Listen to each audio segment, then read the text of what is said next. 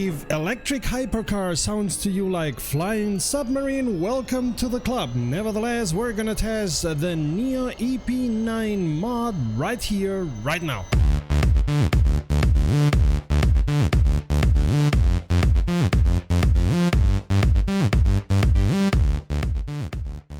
Greetings petrolheads and welcome to romrom.net, the channel sharing the joy of sim racing, and to It's a Mod world where we present and share mods that we hope will add to your enjoyment. Today, as you can see, I'm driving the Nio EP9, a hypercar with a twist because it's an electric hypercar. Nio are also present in Formula E and boast about putting that technology into their electric cars, but if we look at the numbers of Formula E, we should rather not continue commenting on that, don't you think? One thing I want to comment about is, if you want to know more about what mods are out there for your enjoyment and become part of the RomRom family, subscribe right now and click on the bell, you won't regret it. By the way, this car costs over $1 million, the mod is for free. As always, the link for the mod is in our description. Looks kinda plasticky, don't you think? I've done my research. Those three knobs are left ABS strength, middle power mapping, and right traction control. Haha! Blue. I kept the color as it was and it's quite blue. According to Nio, the underbody is made in one piece and is part of what gives this car an extreme downforce. It has the expected form of a hypercar and it looks nice, shiny.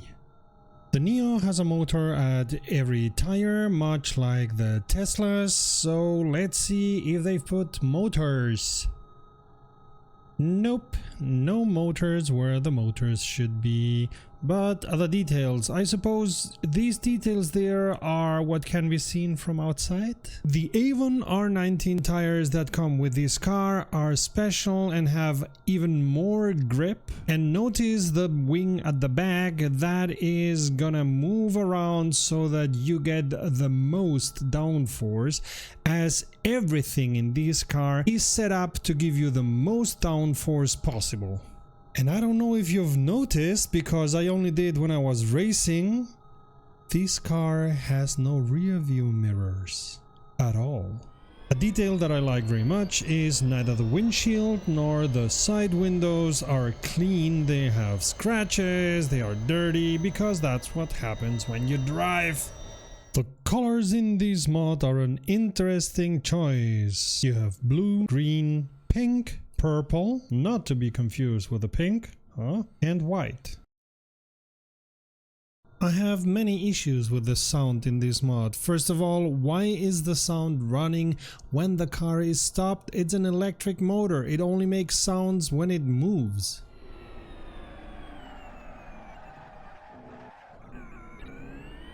And in low revs it has these horribly sounding artifacts. That's not right.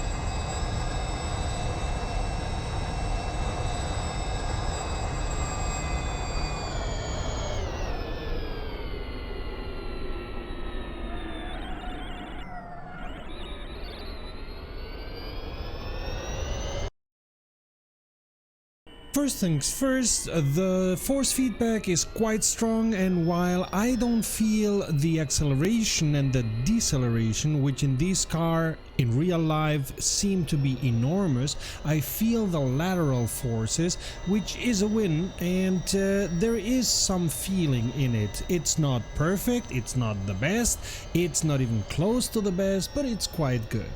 Another thing that this mod does quite well is that it brakes when you lift your foot off the throttle, as does the real-life car.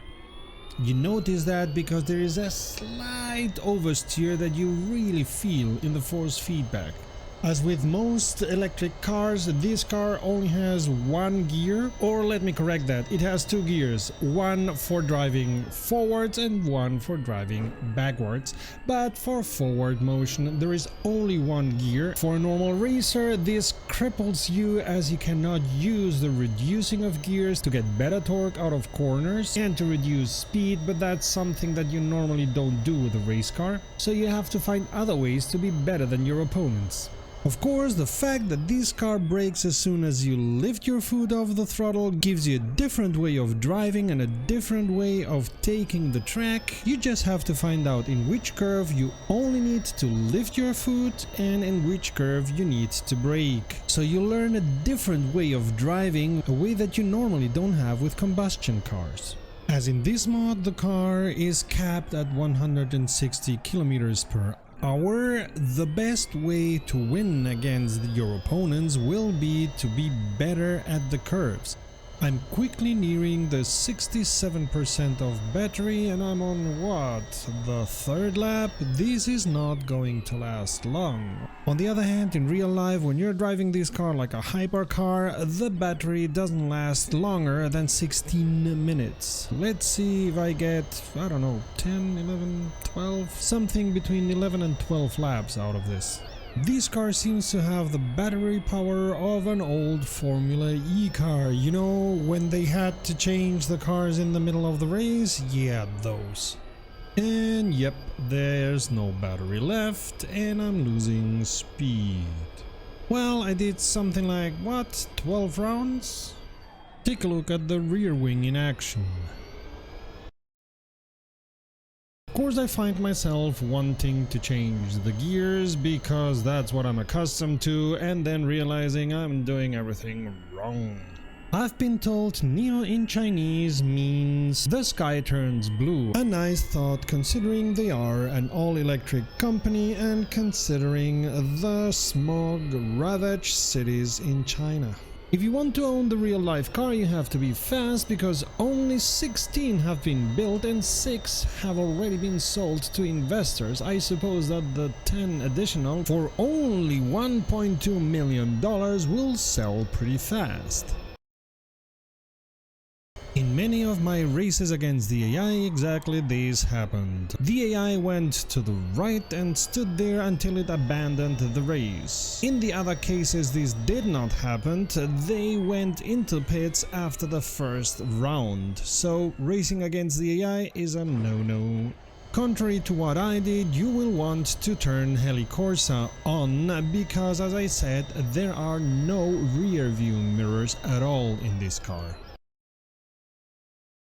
The first electric hypercar in the world, or not, or I don't care. It looks very good. Of course, the Nio per se looks very good, but the mod is also quite well done, even if inside it's a little bit plasticky, but I don't know exactly.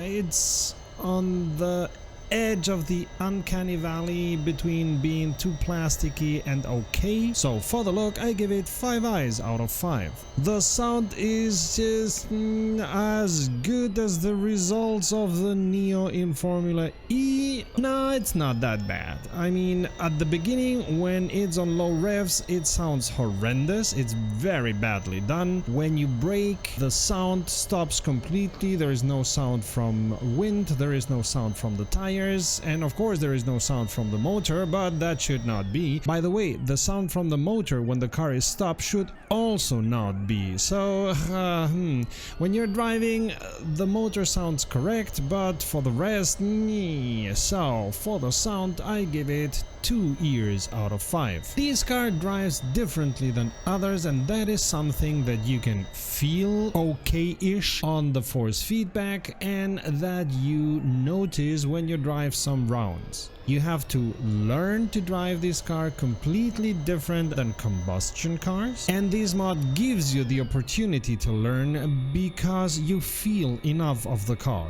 Therefore, for the driving feeling, I give it 4 wheels out of 5.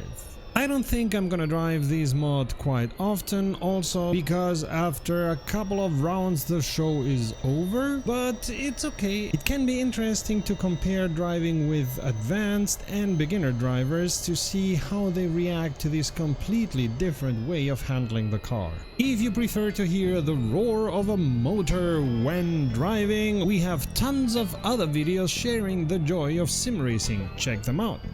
Thank you very much for watching this video, and thanks for all the comments and subscriptions. We love to know your opinions. If you like the video, applaud by giving it a thumbs up and share it around. Don't forget to subscribe and click on the bell to become part of the RomRom family and to be informed about new videos. And if you already did, thank you very much for that. Until the next time, save fuel, collect pickup, and we'll see each other at the podium. Visit romrom.net to connect to fellow sim racers and sim racing fans.